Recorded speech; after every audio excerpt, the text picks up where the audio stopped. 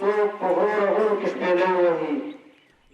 کونړ ولایت مرکز محبس د دینی مدرسې نه د تفسیر حفظ او ناظرینه شپږ دېرش هغه دیني عالمان فارغ شو چې دا وخت په زندان کې د بند شپې ورځې سبا کوي. د فراغت په موخه جوړه شوې دغه غونډه کې د ادارو مشرانو او دیني عالمانو هم ګډون کړی و.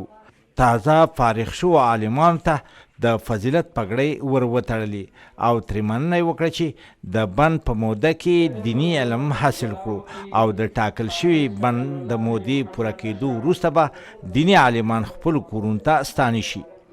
د زندان مدیر قاری فرهاد نسیمی وویل دوی ته په زندان کې د دیني او حرفوي زده کړو ترڅنګ د ژوند هر اړخیزې اسانتیاوې هم برابرې کړي دي. تقریبا موږ شپږ دېرش فارغین لرل په ترجمه کې حفظ او ناظره باندې قرآنونه ختم کړي.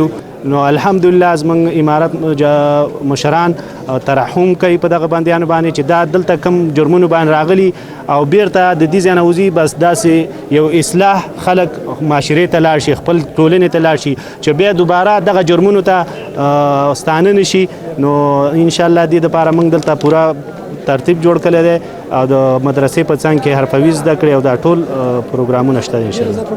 فارغو عالمانو د اسلامي امارت له مسؤلینو مننه وکړه چې د بندیانو سره په زندان کې د ښه چال چلن سربیره د دیني زده کړو زمینه برابره کړې ده.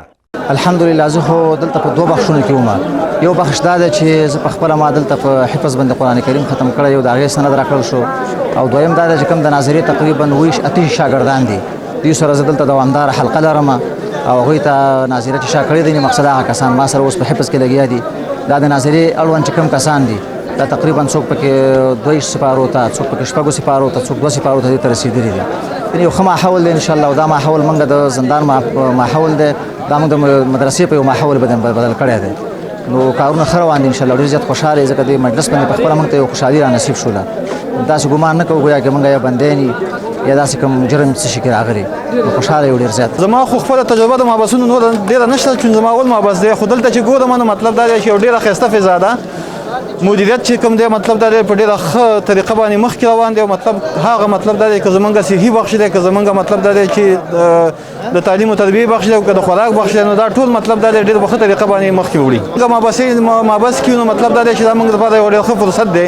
د دې نه باید مطلب دا دی چې فایده واخلو او خپل مطلب دا دی چې ځان الله تعالی ته نور هم نږدې کړو. په دې باندې زمونږ وخت هم ښه تېرېږي او زمونږ ژوند هم ښه. د یادونې ده چې دا وخت د کونړ ولایت په مرکز زندان کې 215 تنه بندیان د بند شپې ورځې سبا کوي.